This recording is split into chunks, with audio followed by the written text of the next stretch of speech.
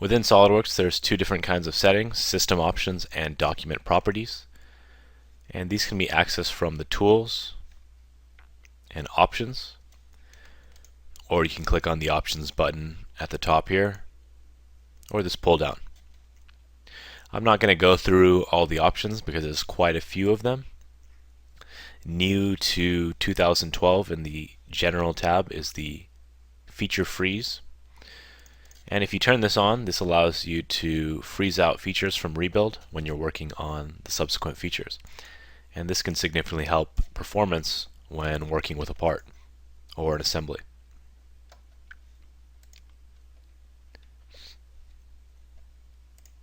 Within the colors, you can control the colors of various shaded elements within SolidWorks and various edges. In the display selection, the only option I usually change is I change this Force Assembly Transparency to Opaque Assembly. And this is for when you're editing parts within an assembly. It'll turn the rest of the parts transparent, which in my opinion makes it a little bit more difficult to work with the assembly, and that's why I set this to Opaque. Within the Performance section, the first one is Verification on Rebuild, and this can be important if you work with very complex parts. Typically, SolidWorks will check adjacent faces against each other to make sure there's no overlap so that you have a fully enclosed body. If you turn this on, it'll check against non-adjacent faces in case there's any issues. Typically, you'll want this turned off, but if you are having issues with more complex parts, you may want to turn this on to just check those bodies. If you have trouble rotating your parts or assemblies, if they're slow, you'll probably want to turn curvature generation very low or turn it off. Within the Assemblies section, you can control how many parts before you go into large assembly mode.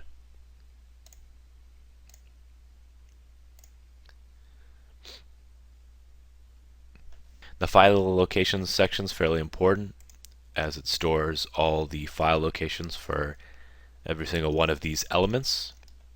If you find yourself missing something that should be there, for example, the design library, if that's missing from the design library section, and you'd want to add in the correct file location.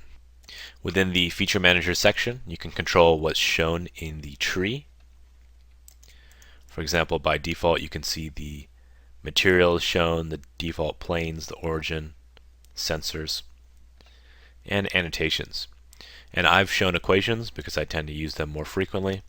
And usually I'll also show solid bodies and surface bodies, as I'll typically be working with both surfaces and solid bodies. But if there are any items that you work with more frequently, for example, mate reference or design table, you might want to show those. In the Backup Recover section, you can control your auto recover as well as backup, and this will be covered in a separate video. You can control your mouse settings with the touch.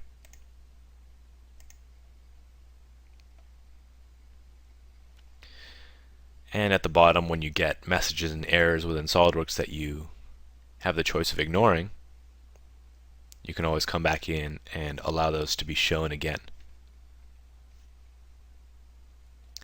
But once again, it's useful to go through and figure out what options that you like to work with and save those settings out. Within the document properties, we can control things that are specific to the document. We can control the drafting standard. A lot of these have to do with drawings, and we can control different items. For example, if I have an arc length that I have displayed,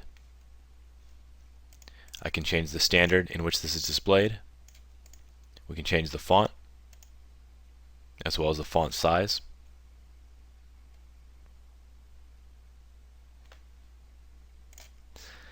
And the leader style and leader weight. And this applies to quite a few different items that you can go through and specify those values for. Within the detailing section, the display filter controls what you see out of the detail for each part. units control what kind of units you're working with, and you can come in and customize these as well if you want.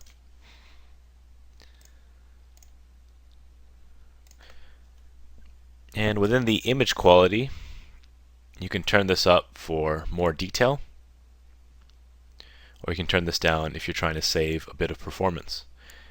And it's especially good to turn this down in assemblies so you're not working with too much detail and slowing down your rotation and work time.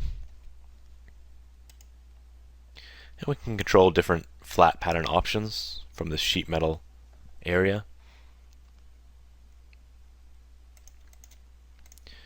And in the sheet metal section, you can control different flat pattern options.